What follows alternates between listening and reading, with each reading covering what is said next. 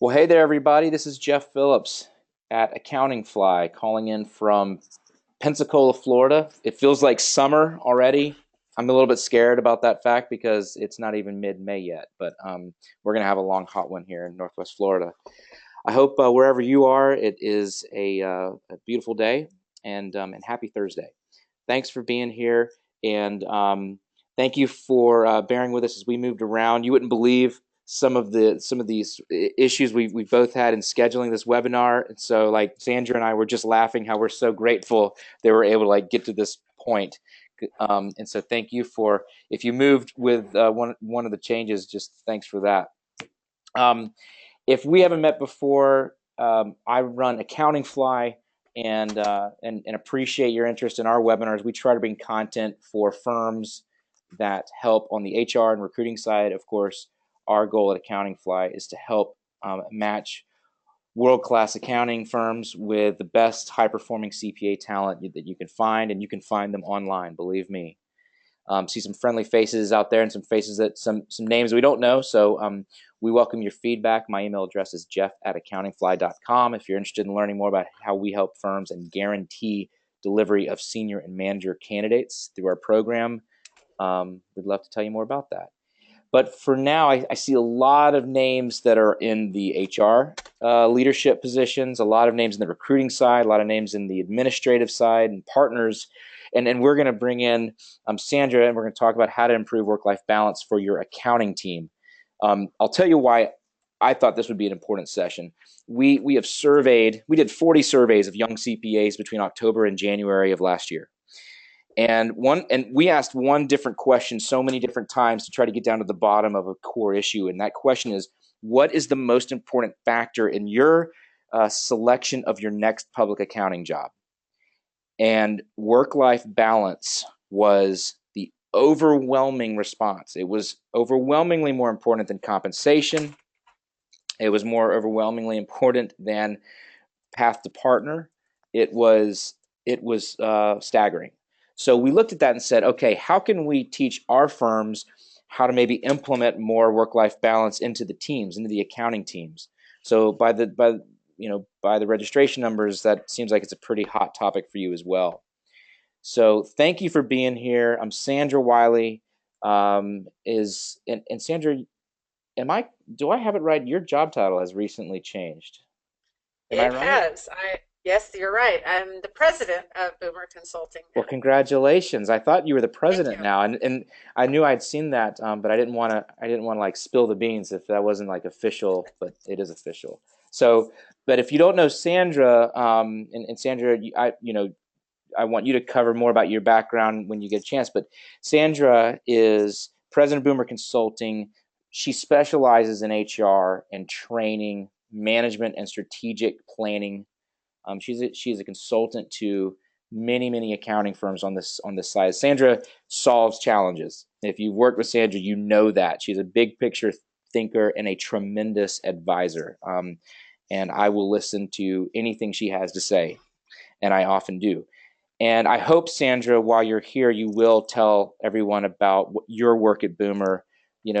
On the different side of what you guys do, whether it's technology consulting or HR performance leadership consulting. And please do take some time just to talk about that and how everyone can learn more about it. We'll do Q&A at the end. Please use your question panel to ask questions of us. I'll be happy to field them for Sandra here at the end.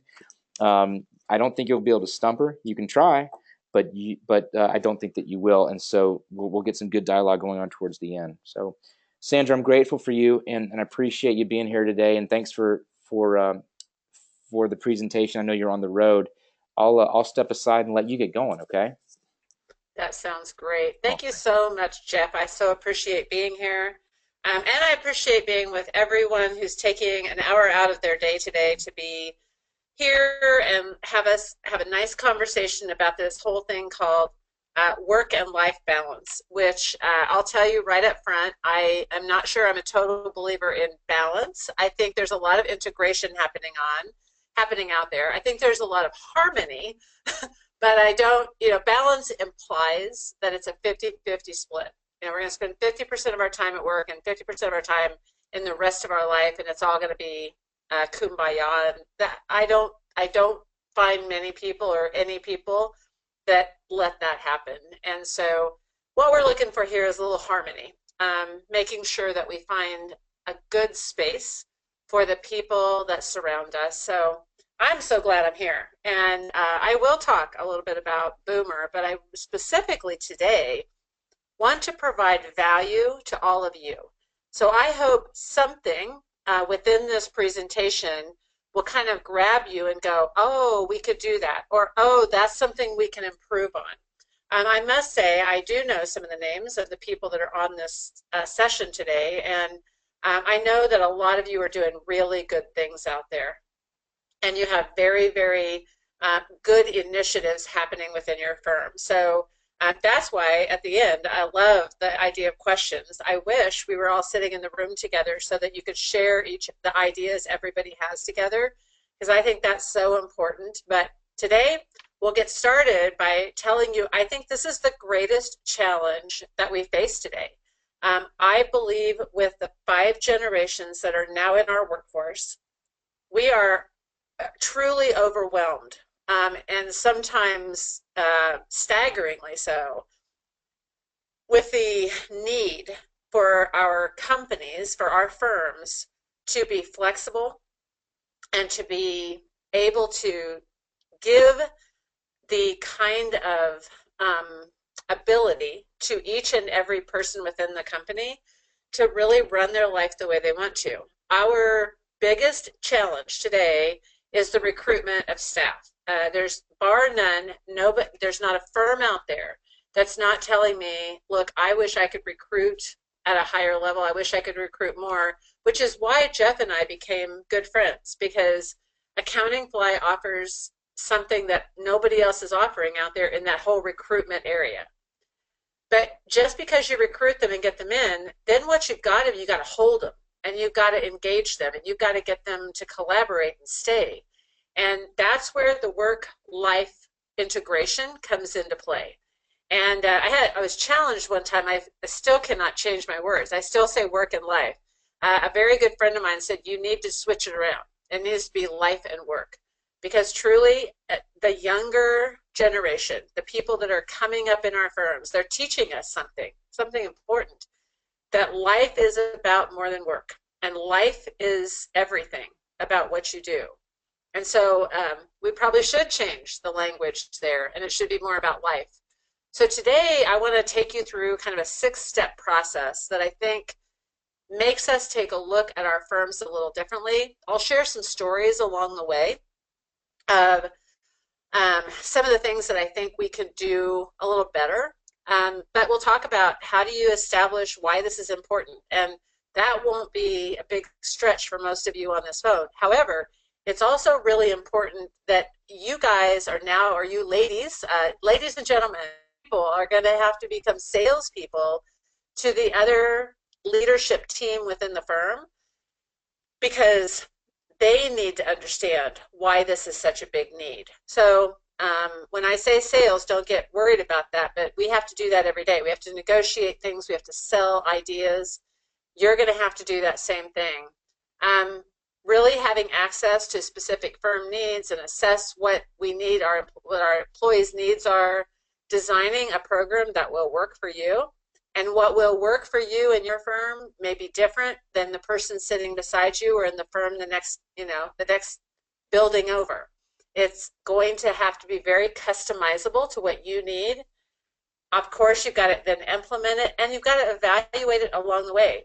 One thing we know for sure, and this year is interesting because we have the first year ever where Gen Z is actually entering the workforce. So the interns that you very well may be hiring are in the next generation below millennials. So, and we're not sure what they're going to look like. We're not going to sure what they're going to ask for. But that's the reason for reevaluation of the program all throughout its existence, because we have to figure out how to bend and change and implement new things in the firm that will engage those people. So let's first talk about this definition of what work and life is. I'll just read this, and I really want you to take pay special attention to some of the words that are in red there. Work and life integration is about people having a measure of control over when, where, and how they work, leading them to be able to enjoy an optimal quality of life. Work-life integration is achieved when an individual's right to fulfill life inside and outside paid work is accepted and respected as the norm, to the mutual benefit of the individual, the business, and society. That is a lot. And if you took those words and you built a culture around that, I would almost bet money that most of our firms couldn't just take this and plug it into their strategic plan or plug it into their manual for all of their personnel policies, and it would just fit. Because the truth is, that's a pretty direct statement about the fact that it is not just about work. And we have a tendency, and probably because it's where we work, right? We have a tendency to be very protective of the firm and what you should be doing here and the tasks that you should be doing. And we sometimes forget, or we sometimes ignore that whole life piece. We all also know, everybody that as we sit here together, I bet we all also know that in our world, in the world of human resources, in talent development, this is absolutely what everybody's looking for. I think it's about, I love this artwork. I found this piece of art and I loved it because when I think about integration and when I think about how to, what is it that we're really balancing, those people that we surround ourselves, the talent within our firm, they're balancing their friends and their community, their self, keeping themselves healthy, making sure they're having some me time, their work, which is highly important to everyone, and then of course their family. And I oftentimes will ask an audience, if I have them face to face, take a look at these 4 things that we all have up in the air, right? That we're all thinking about and talking about. What is getting left behind in your day-to-day, week-to-week life? And they will tell me almost every time, self, taking care of themselves. And I will look at them and I'll say, I heard from a very good friend of mine, Rebecca Ryan, told a great story one time about the balls that we juggle in our life. And there are some balls that are rubber, and if they hit the floor, they'll pop back up and you can catch them again. And there are some that are glass, and if you drop those, you'll never get them back. And I'm telling you that while we think that self is one of those rubber balls, like I can let it go for a while, I have seen too many instances in recent memory where young people are getting sidelined because of health issues because they did not take care of themselves. I have seen families break apart because we did not bounce back, right? We didn't spend the time with our family. Work is one that can bounce back. And here's what's really interesting to me, and some of you may or may not agree with this, but I'm telling you that a lot of the millennials they understand that. They are willing to take a break from what they're doing and go do they travel, they spend some time with their family, they take another job just because it sounds interesting, then they'll come back later and to a job that they think will be a more long-term job. Do I think that's right or wrong? It doesn't matter to me. I'm not making a judgment here. I'm just saying that's really how they feel about it. What we want to do is help them understand that they can have all of this at our firm, that they don't have to take a break, that they don't have to leave and come back. They can have this balance, this integration right where they're at. And the more that you can do that, when you spend the time recruiting them and bringing them in, you can actually engage and keep them, because that's where you will really gain some traction on a succession plan. You will gain traction on better client relationships. You will gain traction with client advisory services, which we're all working on right now. So lots of good things can happen. I want to put out the caution sign too, that while sometimes some of the best stories we hear about integration come from the women in our firms because of balancing having children or times of their life when they've had to maybe take care of a parent, it isn't a gender issue. And it's also not a generational issue. We're finding that the work-life integration is being asked for, being requested by all generations, by men and women, does not matter. It really just depends on their life and where they're at right now. So let's start with, how do you establish the need? I put down a whole bunch of things here, but I want to tell you a story. A firm that I work with closely was basically struggling with remote work agreements. They were struggling with having people have more flexible time. They were struggling with the amount of hours that people were putting in during certain compact parts of the year, right? Compressed time. And their bottom line was, they said, we believe that we wish this, I loved it because the managing partner was so honest. He said, I wish that I could go back to the good old days when everybody came in at 8 and they worked until 5 or 5:30, or they came in at 7 and worked till 6, and that we were just here the whole time, and we just did the work. And I said, boy, I hear you. I understand how you're feeling. But let me ask you a question. What did life look like that then for you? I said, you were a manager at that time. You weren't a partner yet. You had a family at home. I said, you were much like many of the managers right now, a young man who was building his career, and you had a family at home. Now tell me what your life looked like. And he parroted back things about his life. My wife stayed home. She took care of the kids. I went to work every day. If I worked, I did whatever I had to do to build my business so that I could become a partner, so that I could take care of my family.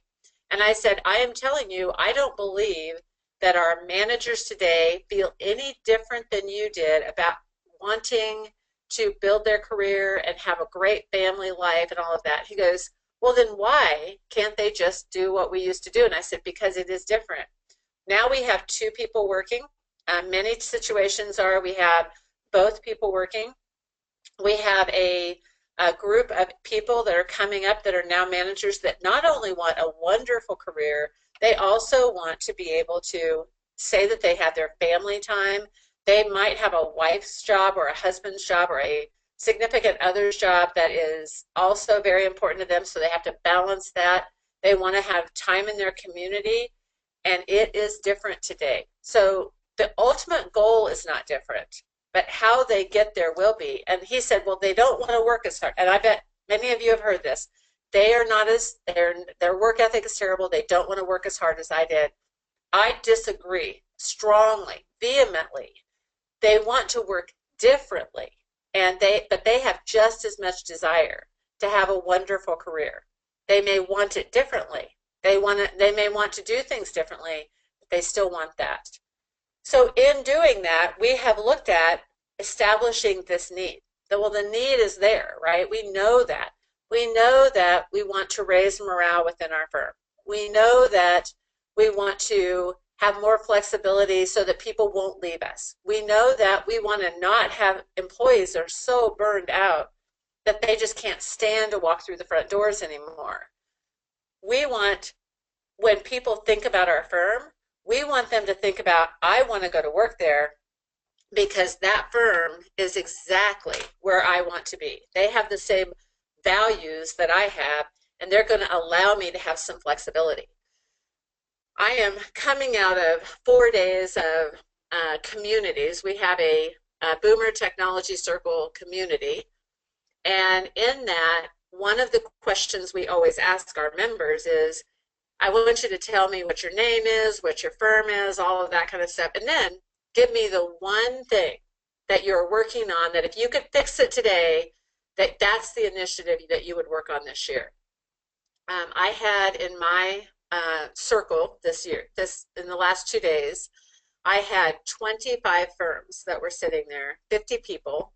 Out of that 50 people that spoke, I will tell you that 80% of them said one of two things. They either said, I want to find the right people, so I'm going out and recruiting and trying to find the right people. And the second most popular answer was, I have to find ways to engage and keep my people. I have great people, they're great, but I am so scared that we are going to have them walk out the door, and they're good people, and I need them. And then we had discussions later around what kind of things are they asking for. And even if they didn't say specifically work and life balance, that was what they implied. They were talking about things about how to measure production differently, how to look at how people were working differently, how to let them work from anytime, anywhere, how to set up their home offices so they were the most comfortable, but also the most productive. So lots of good things happen there. I think it is apparent, vitally apparent, that the need is there. And so once you know that the need is there, and once you've established this, once you've kind of sold people that this is true, this is what it is, well, then you have to go back and say, okay, what is the specific firm need? I think this is a tough one. And while I only put a few items down here, I think you've got to look at your core values. It's possible that they've been in place for quite a while. And do you need to refocus your core values, your firm values, to see if they plug into and they're important also for the people that are working there? The new people that are popping up in our firm, do our core values fit, or do we need to have some new core values? Maybe it's not that they're wrong, but there may be some new ones. One of Boomer Consulting's core values is that we obviously we have integrity. That's one of the core values. Another core value is flexibility. We hold true to the fact that if we have people, and by the way, this hasn't been forever. Boomer has been in existence now for 21 years. If you had asked me 21 years ago, is flexibility something that you hold close to your heart, and that is a core value of every single person who works here, I would have probably said no. Today, it is absolutely that. People who work for us know that we are completely open to a flexible work arrangement. We have very specific goals that every single person has that they have to accomplish, but if they move to a different city, if they're in a position where they need to work from home for a day, we have very specific, people don't even have to worry about whether they say, can I? It's I'm going to. So that was a cultural core shift for us several years ago, probably 10 years ago. I was working with a firm in Alabama. The firm was about 80 full-time equivalents, and they were talking about their core values. We were doing their strategic planning. We were doing their core values, and I asked them about, work and life integration. I said, is that a core value?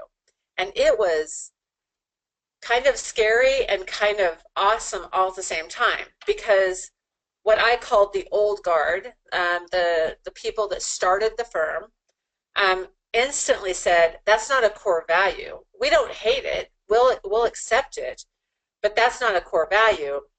And the three younger partners said, yes, it should be, and we want it to be a core value. That is something that we hold true. I mean, for us even. And there was a lively discussion that ensued after that, as you might imagine. And the bottom line is they put it on there. I gave the founding partners a real kudo afterwards. I said, I am impressed. I mean, you listened to the desires of the other people in the firm, and you made it an adjustment. Now the adjustment, you've got to carry on, right? You got to carry forward. You got to do something with it. But I think core values is important. I think you also need to develop objectives and operational standards. The objectives are, how are you going to operate as you go forward? But the operational standards are important too. I've seen several firms really do a good job at outlining kind of the rules of the game when it comes to remote work, telecommuting, all of the different kinds of things that allow for a work from home situation if they want to do that. I've also seen a lot more actual operating standards around part-time partners. So it's not just at the manager level, it's at all levels that you can actually be a reduced number of hours that you're working so that you do have more time to spend. Along with that, that means that HR has to do a lot more work around compensation because you can't have operating standards that say, we're going to give you all of this cool flexibility and telecommuting, and you can work from home, and you can come in different times during the week, etc., and not have that affect compensation at all. It doesn't work that way. You have to be clear that it's, you're giving up one thing, but you're also getting something else in return.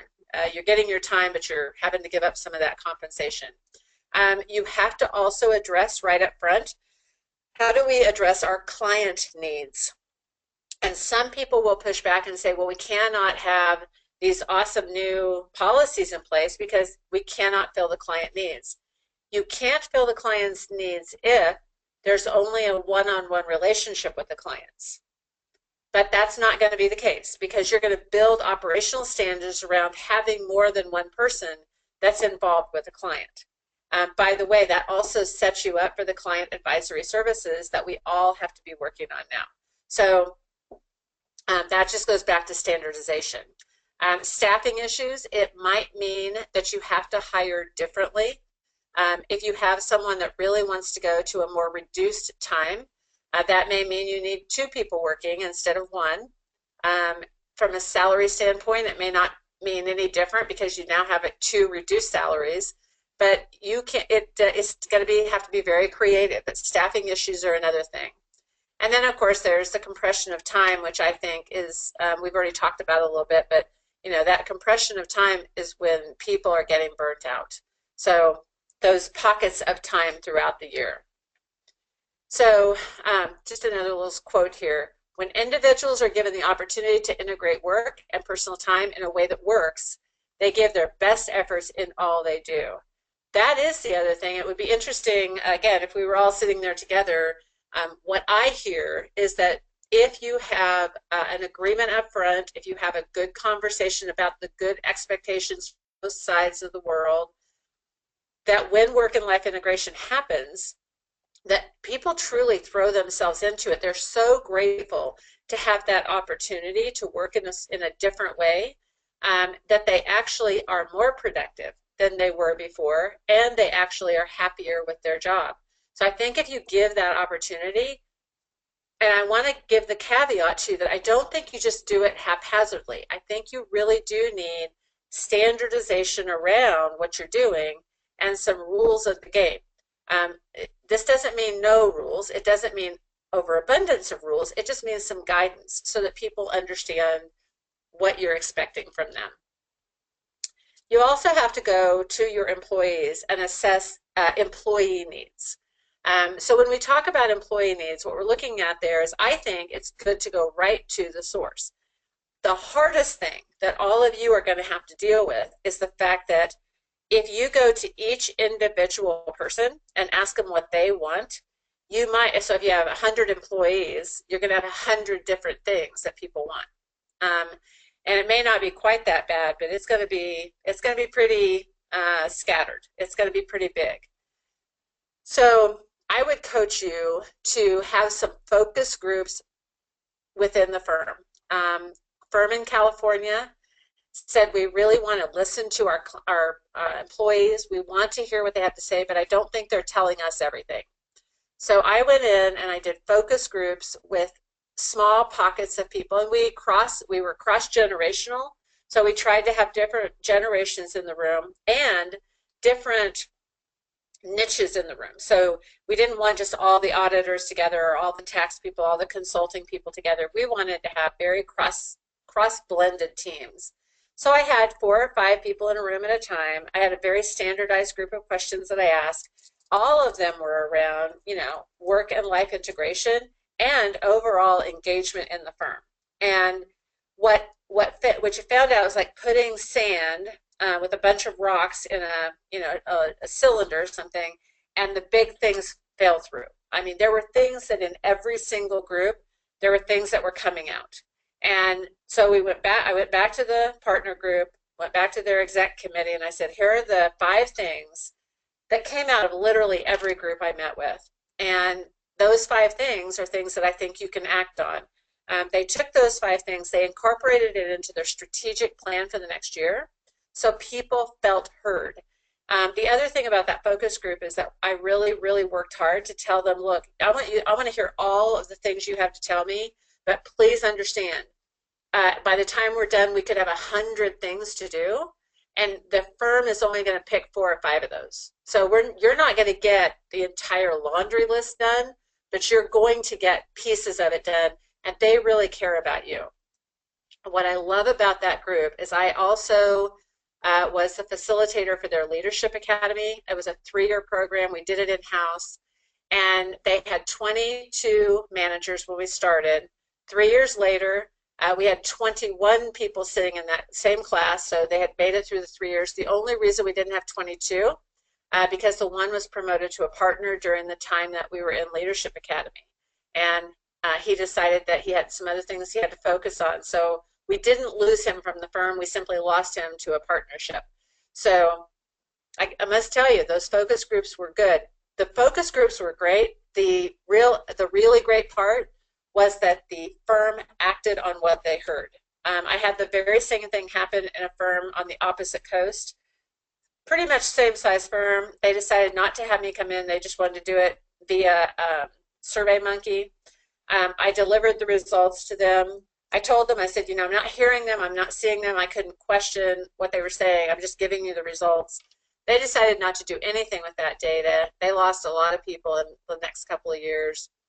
So here's my caution, if you decide to do a focus group, I do think an outside facilitator, they tell people more than the people that are sitting in the firm.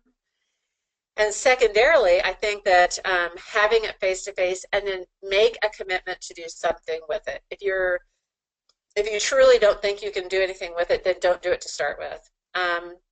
That same focus group, I do stay interview questions. By the way, if any of you want those, you'll see my information at the end. I'll send you the stay interview questions that we came up with. You can always add your own, but it basically is what would make you stay here. And things about work and life integration will come out of that. You can do workforce profiling. So when you look at the overall profession and what's going on there, you can get that from your communities you're in, your state societies. So sometimes just the workforce in general can give you some profiling. Look at your performance reviews and look what people are telling you. Coach your performance coaches to ask the right questions, and then gather that information and get it back to you in human resources or admin so that you can take that data and do something with it. So much of the time we're so busy just doing the performance reviews or just, making it happen that we forget to really look at the deeper meaning behind some of the answers we're getting during those sessions. And then, of course, just face-to-face conversations. I think the people that hear the most from people is the talent development people. Learning and training, human resources, admin.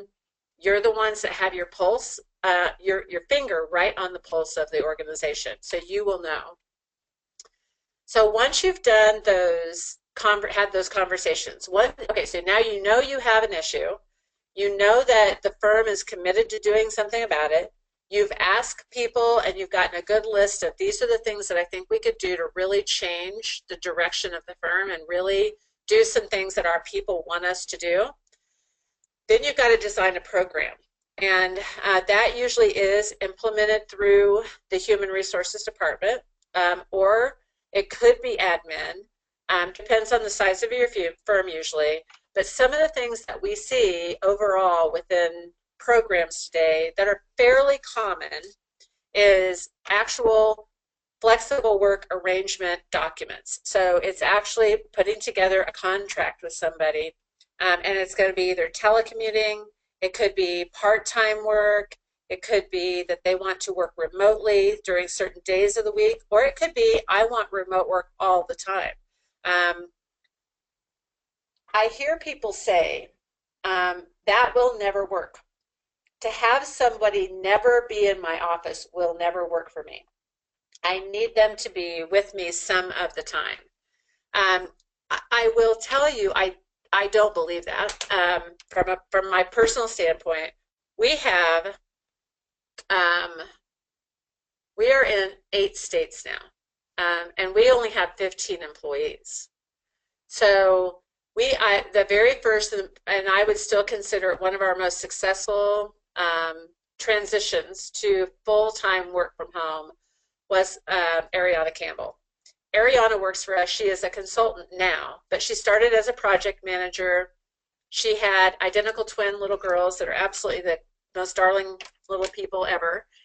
Um, she had to take some time off. She came back on board as a part-time employee. She now is a senior consultant for us. And her husband came to her and said, honey, I've gotten transferred. He's an executive with a manufacturing company. He's got transferred to Augusta, Georgia. Um, she came into my office with her resignation letter in her hand 4 years ago. And I looked at her and I said, what happened? And she said, my husband got transferred. We have to move to Augusta, Georgia. I'm so sorry. And she had not handed me the letter yet. And I said, okay, here's what we're going to do. I want you to go over, and when the day that you're ready to pack and go, take your monitors, take everything on your desk, put it in a box, take it with you. When you get to Augusta, get everything set up, find yourself an office in your new house, and you just start working there. And she said, are you kidding? And I said, no. I said, you need to stay with us. And at the end of the day, she now is a senior consultant. She works from there. We have face-to-face conversations about every other day. We either do that through Google Hangouts, through Skype, or through FaceTime on our phones. That's a game changer. You're going to have to change some of the things you do, right? You've got to have face-to-face conversations. You've got to have instant messenger. You've got to have specific one-on-one time with people and not let them be forgotten about because they're not in the office. But it can work, and flexible work arrangements are huge. So as you design your program, really design the agreements that they're going to sign, because one of the things we did even with Ariana was we said, okay, how are you going to handle childcare? How are you going to handle, how will people know when you're going to be on and when you're going to be off? I mean, where will we be able to tell that? You're going to be in a different time zone. You're going to be working sometimes from an airplane. How do we know that? So we had to talk about those things, and the agreement will help you do that. And by the way, again, I have a good agreement that I would be more than happy to share with you. So if you'd like to take a look at that, it addresses a lot of the stuff that you have to address when you're putting those flexible work arrangements into place. Talk about leave benefits as you design your program. Not just the whole work from home thing, but what if somebody, I had a firm this week that called me and said, all right, Sandra, what do I do about this? I have an employee that wants to take a sabbatical this summer. They want to take 3 months off, and I said, well, do they have a reason for that, or are they burnt out? What's going on? And they said, no, actually, they're dealing with some parental issues. They have a parent that's sick, and the lady's just feeling like she needs to take time off to do that, but they just need time to get it arranged, and then she wants to come back. She said, I don't want to quit. I just want to take a leave of absence.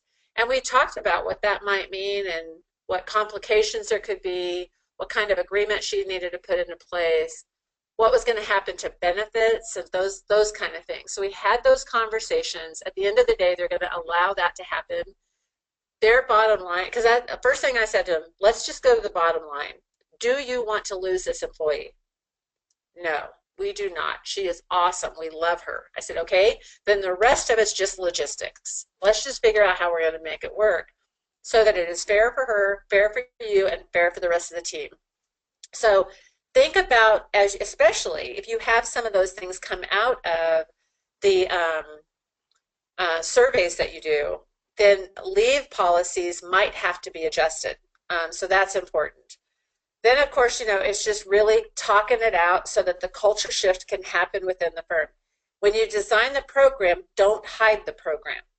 roll it out for the whole world to see, because you want to make sure that they are feeling like it's not supposed to be hidden, it's not behind the scenes, it's all out there for everybody to see.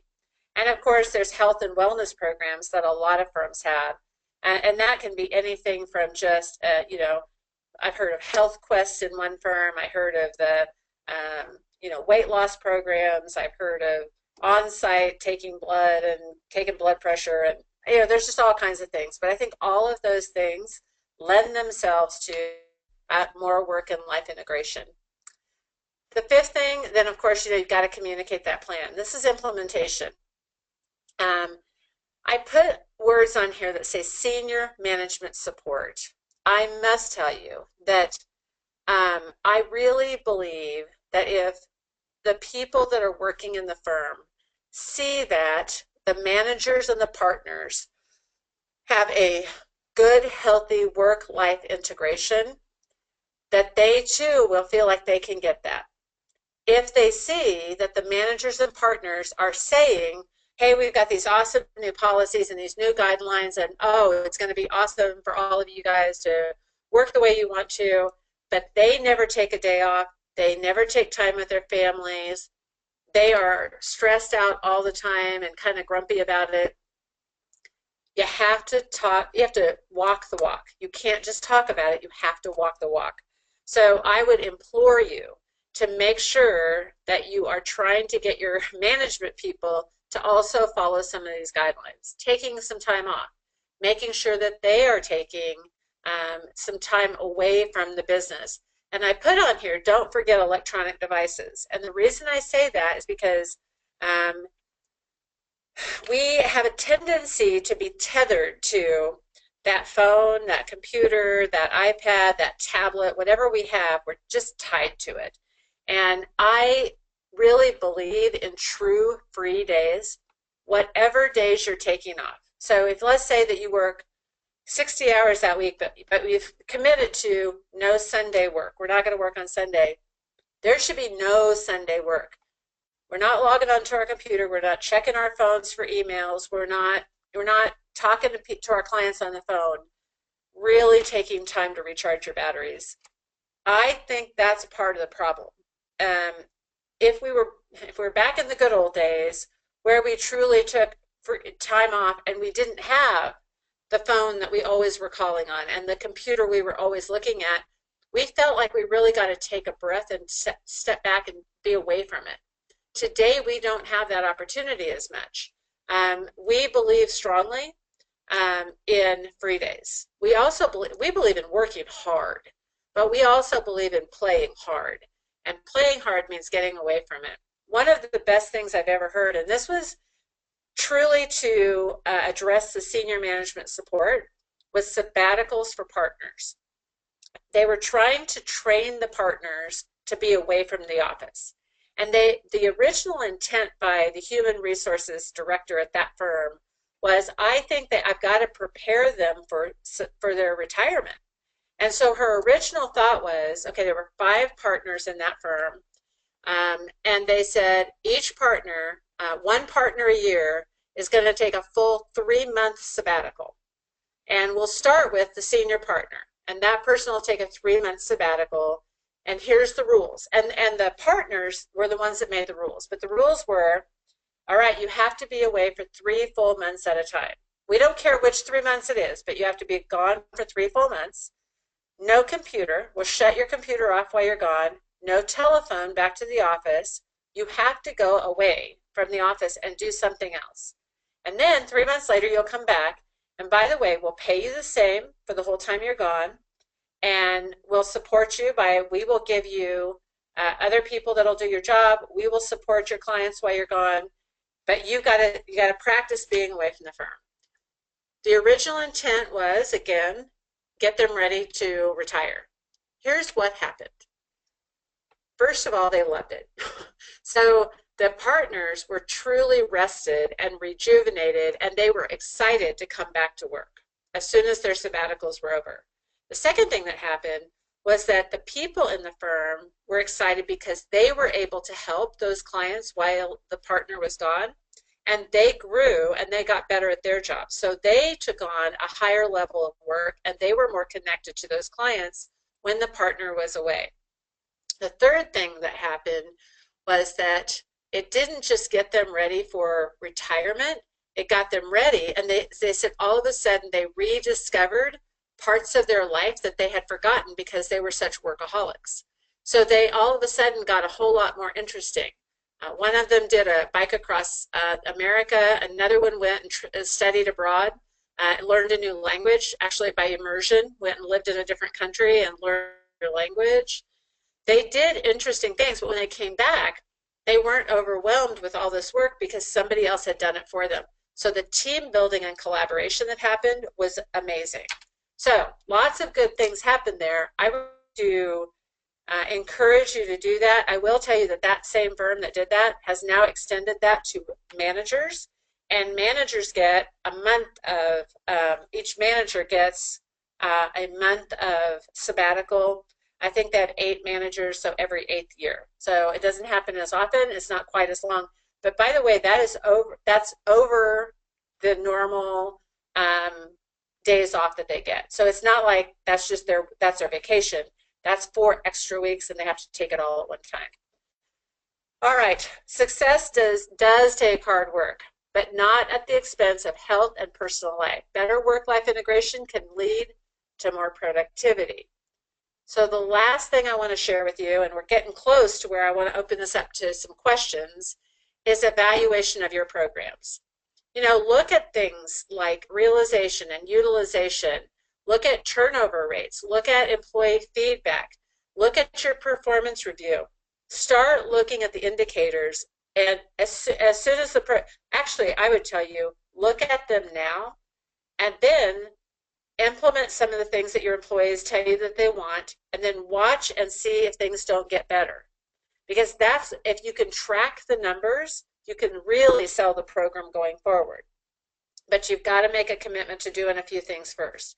So do that analysis, implement a program, really get behind it, make sure your senior management is behind it, that they're the ones carrying the torch, and then start evaluating that program.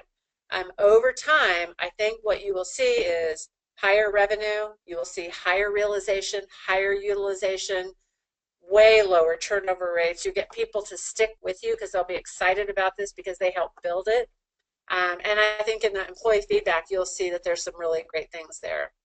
There's some resources that I put in the slides that you can have, but the AICPA Work and Life and Women's Initiatives has some really good information out there. Harvard Business Review. If you go out to and put in Harvard Business Review, Work and Life Balance, there's a wonderful white paper out there. There's a great book called Balancing Work and Family on Amazon. And then, of course, all of your contacts. You will see at the bottom of the page there that I put community consulting and training. That's what Boomer Consulting does. So we build communities. That's primarily one of our major initiatives. In our communities, we talk about, in our peer-led communities, we talk about how we can get better. Like I said, in our circles this week, we've been talking all about work and life balance, about recruiting, about retention. The other thing I will tell you is we're getting ready to start a human resources circle. And we're looking for firms that are 5 million and above. And we're looking for the director of human resources or the leader of human resources in your firm. Because what we want to do is pull together a community of HR professionals in this profession who can share ideas and who can share best practices and really get ahead. I mean, we don't want kind of the old school, right? Well, we just do enough to get by. We want people that are engaged and excited about carrying their firm into the next century and really doing some great things. So if you are interested in that, I'd love to hear from you. We also do consulting. I've told you a little bit about that as we've gone through the day. We also do training. We are opening a new leadership academy for firm future leaders, emerging leaders. We have a new class starting in June. If you're interested in hearing about that, you can go on our website or you can talk to me afterwards. All of our information is there. You can find us on Facebook, Twitter, Instagram, and LinkedIn. And here's me. There's where you can find me. So sandra.wiley@boomer.com is where you can find me. There's all my credentials. That's a true marketing slide there, let me just tell you. So that's who I am. And now I would love to answer any questions that you have for me. So Jeff, have you got any questions for me? Well, Sandra, I thought you were going to have a second slide of your accolades. How are you able to get them all on one slide? I don't know. Marketing's pretty good though, aren't they? I always look at that and I'm just like, oh, I hate that slide, but I don't know what else to do with it. So there you go. What are you talking about? That's an important slide, and you need to have that in here. And I'm glad you did. Are you kidding me? Thank you. Because I didn't brag. I didn't brag as much on you as I usually do because I knew we'd have a lot of content. So I'm glad that the slide is here for the record. So one reason why I wanted to have you on the webinar is because I get to ask the first question. It's my question. So that's one of my benefits. But I think I'm asking it on behalf of everybody on the call. Can you talk a minute about partner buy-in? And there are more HR leaders on this call who are probably sitting there nodding heads and saying, we were thinking about a lot of the things Sandra's talking about.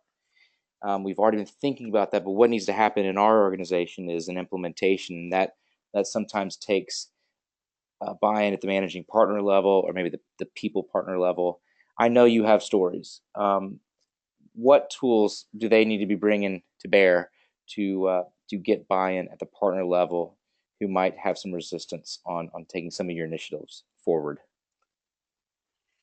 Yeah, that's always a tough one because every partner is a little different, but most partners in accounting firms today are very, very aware of when they lose a superstar, an up-and-comer, that hurts. What I don't think they're seeing entirely is that when they lose anybody in the firm, it should hurt a little, or it probably does hurt a little, but it probably hurts a little more than they think. The statistic that I always use is every time you lose a team member and you have to replace them, because of the productivity that you lose and the efficiencies you lose and the fact you have to retrain them and it takes them some time to get up to speed on your clients and your culture and all of that, for every single person you lose, it's 2.5 times their salary to replace them. If you can start putting that into numbers for your partners to see, they will start seeing that, ouch. It is kind of like a building block. So first is, ouch. We lost 10% last year of our employees. Their salaries were X. Now take 2.5 times that to replace them. When we can find them, it's going to cost us about this much in lost productivity and efficiencies and retraining to get that talent back. So if that's what it's costing us, which is going to be a big dollar amount, then how can we drive that cost down? Well, that means we have to retain the good people that we have. So how do we retain them? Well, the first thing we have to do is we have to figure out why they're leaving. So now you take that data, this is why they left. Then you can turn that into, okay, we can help retain them if we can do these things, which is going to equate right back to those work and life balance policies. I will also tell everybody, we are doing an attrition survey right now at Boomer. We went to our clients and we asked them to send us the names and the email addresses of anybody that they have lost in the last 2 years. And we got about, I think 500 names of different people that have left their firms. We sent them a survey. And in that survey, we asked them questions about, why did you leave? Now that you've gone, you've got another job, was it worth it? Do you like your new job? Why did you leave in the first place? All kinds of things like that. So in doing that, we haven't completed the survey yet. So I can't give you final results. What I can give you is a preliminary look. 98% of who we have gotten responses from right now went to private industry, and about 82 or 83% listed work and life balance as their #1 or their #2 reason why they left.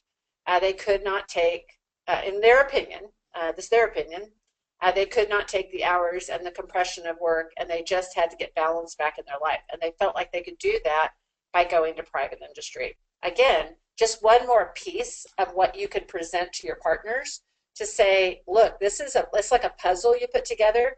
Here's the money we're losing because we're losing good people. Here's the effect that it's having on other people that are here. Here's what people are desiring and wanting to have. If we want to fix this leak of revenue, of expenses that's going out the door, then guess what? We have to do some of these things, and this is what people are asking for. So I think it's kind of one of those things, it's like a puzzle you put together to put in front of them. Managing partners did not get to be managing partners, or partners didn't get there normally, unless they were pretty darn smart. And I think when you present it in a way that they understand, then they get it. But I think you almost have to be that analytical about it. If you can be like that analytical and kind of put your case together, they'll get it. But it just sometimes takes that. It's not just an automatic. Okay, that is some staggering information, and I think the anecdote, or the anecdotal story about why everybody seems to be leaving private to public to private is for money. It's for salary. It's for that bump. We never understood why that was the case when, by the time you make partner, you'd be doing much better than you'd be doing, at the equivalent in-house. So, God, that's interesting. So it is. So the rationale for leaving was they couldn't keep up with the work-life balance. Those two data points are enough to I think get the attention of anyone who may hold some budget purse strings or whatever it is that needs to happen. That's fantastic. One other question, Sandra, is and first of all, your stay interviews, by the way, that I believe I first learned about that from you as a retention tool. It is such a fabulous model to understand what's going on inside the organization, and asking key employees, what would it take, to keep you happy here. So I'm so glad you brought that up, because I was going to ask you that. When your team switched, and we only have a couple minutes here, but I did want to just get a minute or two on this. When Boomer Consulting switched from all in-house to virtual work environment, and people can work wherever they want now, I'm sure there were growing pains. What was a couple, and how did you guys handle them? So what helped make the transition smoother now that you're a couple years in helping employees work remotely? I think there's probably a lot, but there's two that were, in my mind, the aha moments for us. The first one was that whole video conferencing thing and being able to use Instant Messenger anytime. And we had been having phone calls with our remote staff every week. I mean, I had one-on-ones with people every week, and I make the time to spend with them every single week, but just on phone. So when we finally said, you know what, let's start doing this by Google Hangout so that we can see each other, that was absolutely game changer, because it made the entire conversation different. It was like you were in the room with them. So I would tell you that video conferencing is a must. And when I say that, I'm not talking about going out and spending millions on big video conferencing. Almost every laptop today has a video camera in it, and almost everybody can buy one of those little cameras that you can plug into your home office for very little. So I would tell you that. And then secondarily, I think you have to have times to do actual touch points where you're in the room together. So we are very clear when somebody's going to work from a distance. There are 3 meetings a year they have to fly in for. They have to be here for strategic planning. They have to be here for a week of training that we do early in the year, and they have to be here for the mid-year. And that means we have to be in the room together. And that's not a option for them not to be. So you still have to have some face-to-face time, but the video conferencing was huge for us. So I think those are the big ones. Yeah, we're on the same page with that. Half our team is not here, and so that plays a critical role, and it does make such a difference over just normal phone conversations. Couple of folks were asking Sandra if they could view these slides. Is this something you'd be willing to share for the notes? And if so, if you wanted to email them to us, we could get them out to the audience. Absolutely. I will send you the deck and you can have those. And also, I would just remind you that if there's anything I mentioned on the call that you'd like to have access to, the remote access policy or the state interview questions, let me know and I'd be glad to send those too. Great, and I actually sent out your email address so they could just click on a link right there in the chat panel, and they could send you an email right from the webinar and follow up with you. That sounds great. Thanks to everybody for being on the call. This is a hot topic. I don't think it'll be the last time we're talking about it, and we will be recording this and also sending this back out through our mail list, on our YouTube channel, on our blog. And Sandra, thank you so much while you're on the road to stop and deliver this presentation, and always grateful for your leadership in our industry and for your partnership as well. All right. Thank you so much, Jeff. And thanks to everybody that spent the time with us today. All right. That's it for now. Everybody have a great afternoon, and we appreciate your time. Bye for now. Bye-bye.